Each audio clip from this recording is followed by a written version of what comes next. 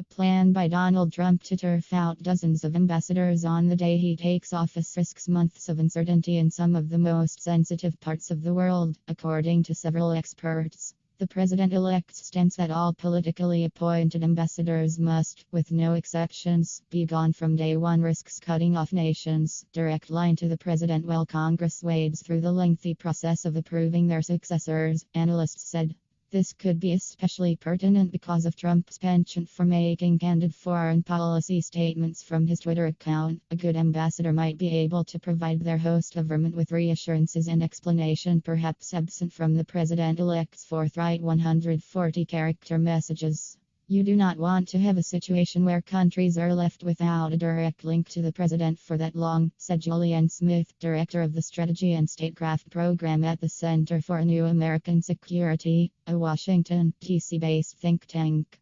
It's standard procedure for all ambassadors appointed by an administration to leave their posts at the end of the president's final term. But this process is usually staggered, with some diplomats taking a so-called grace period and leaving their offices weeks or even months after the inauguration. This can be because of family reasons, if the diplomat has school-aged kids, for example, or because there's a crisis in the host country that the ambassador's familiar hand can help steer. In a move to make a mark on day one, Trump has signaled he will not allow any politically appointed ambassador to take this grace period, a senior State Department official told NBC News.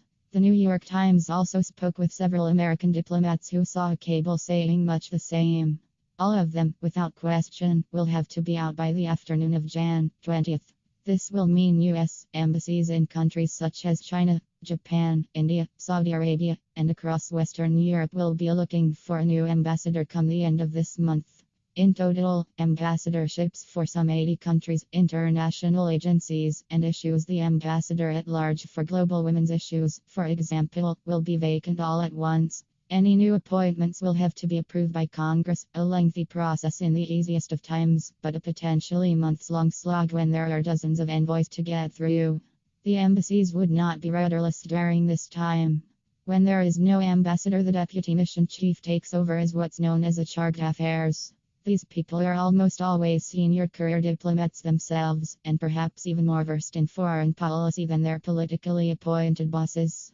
But this is no substitute for the symbolic importance of an ambassador, according to Smith. If you're a country where you have got some friction with the US, you are going to find yourself without an interlocutor, she said. Number twos are often very capable senior diplomats, but in times of crisis, these countries want someone with a direct line to the president. Politically appointed diplomats are usually either major fundraisers for the president or his political allies. They make up around 35% of the ambassadors currently in service, according to data compiled by the